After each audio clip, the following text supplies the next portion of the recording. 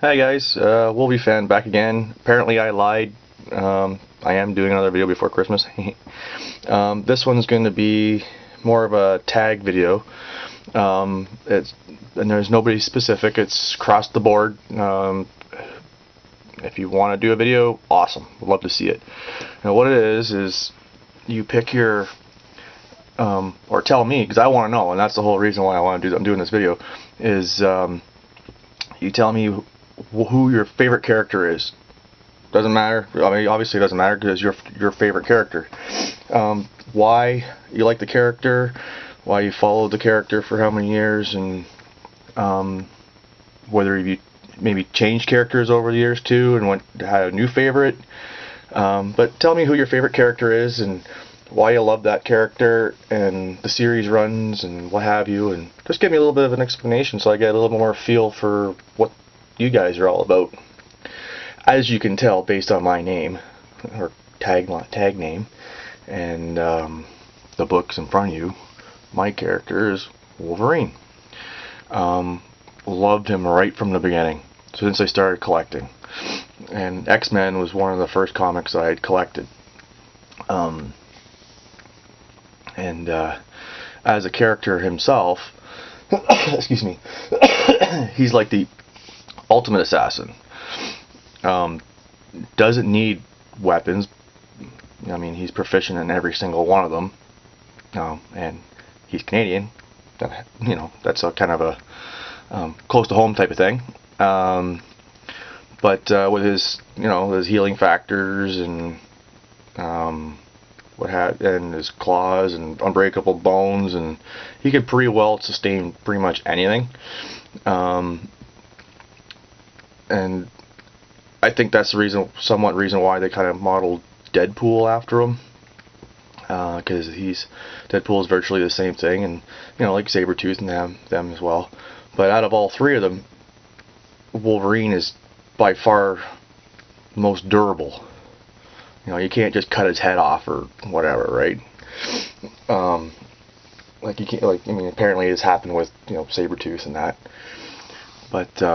But yeah, no, Wolverine's my favorite character.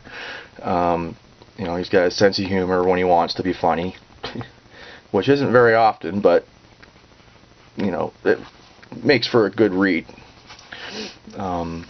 Obviously they've changed his look over the years to keep him updated and stuff, and they finally found a way to kill him.